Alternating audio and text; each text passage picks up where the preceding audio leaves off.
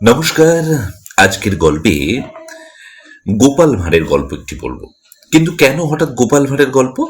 না, এই গল্প থেকে অনেক কিছু আমাদের শেখার আছে, যে আমরা হঠাৎ করে যেন কিছু এমন ডিসিশন না নিয়ে নিই যেটা ঠিক নয়। সেই ভাবনাটা আমাদের পুরোটাই ভুল। এই গোপাল ভাঁড় আমরা জানি মহারাজা কৃষ্ণচন্দ্রের ভাঁড় ছিলেন। তো মহারাজা কৃষ্ণচন্দ্রের ভাঁড় গোপাল ভাঁড়, ভাঁড়ের কাজ কি না হাসানো, মানুষকে খুশি রাখা। তো মহারাজা কৃষ্ণচন্দ্র একবার পরীক্ষা করার জন্য তার ছেলেকে কে কতটা সব থেকে বেশি ভালোবাসে সেটা জানার জন্য একটা সভা ডাকলেন। তো সভাতে যে উপস্থিত সমস্ত বিদ্বজন, সবার পারিষদরা এক এক করে বলতে থাকলেন। কেউ বললেন, মহারাজা, আমি আপনার ছেলেকে আমার জীবনের থেকে বেশি ভালোবাসি। কেউ বললেন, আমি আপনার ছেলেকে এই পৃথিবীতে যত মানে আলো আছে সেই আলোর থেকেও বেশি ভালোবাসি। কেউ বললেন, আমি আমার পূর্বপুরুষদেরও এত ভালোবাসি না যতটা কিনা আপনার ছেলেকে ভালোবাসি। তো এরকম বললেন। অ্যাট লাস্ট ডাক এলো গোপাল ভাঁড়ের। তো গোপাল ভাঁড় বললেন, মহারাজা, আপনার ছেলেকে আমি পটির সময় যে চাপ লাগে, প্রেশার, সেই প্রেশারের মতো ভালোবাসি। মহারাজা তো খুব রেগে গেলেন।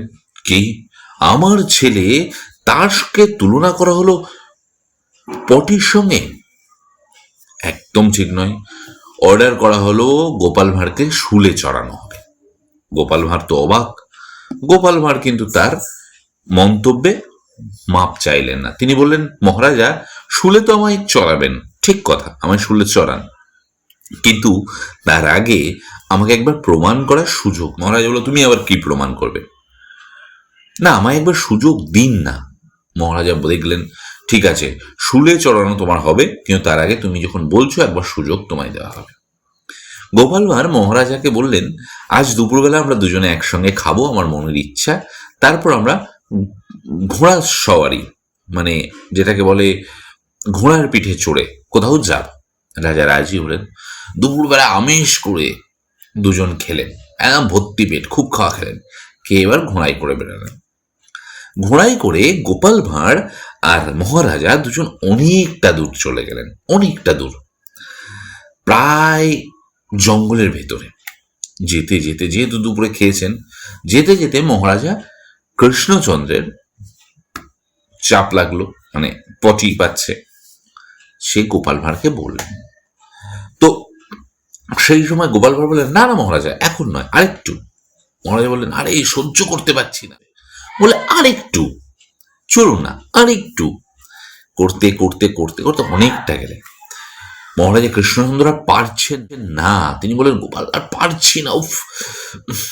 আর একটু কাছে চলে এসছে, ঘোড়া ছুটিয়ে যাচ্ছেন। অ্যাট লাস্ট মহারাজা আর পারলেন না, তিনি ওখানেই বসে পড়লেন এবং তার কাজটা করলেন। করার পর তিনি মহারাজা বলেন, গোপাল, শান্তি পেলাম। তখন গোপাল ভাঁড় বললেন, মহারাজা, আমি এটাই আপনাকে বোঝাতে চেয়েছিলাম একটু হাসির ছলে। আমি আপনার ছেলেকে এতটাই ভালোবাসি যতটা কিনা আপনি চাপের সময় অনুভব করেছেন এবং সেটা রিলিজ করার পর যেটা অনুভব করেছেন। মহারাজা গোপাল ভাঁড়ের কথা বুঝতে পারলেন এবং তাকে শুলে তো চড়ালেনই না, বরং 100 মোহর তাকে দিলেন। কেমন লাগলো গল্পটা জানবো, আশায় থাকবো জানার। টাটা।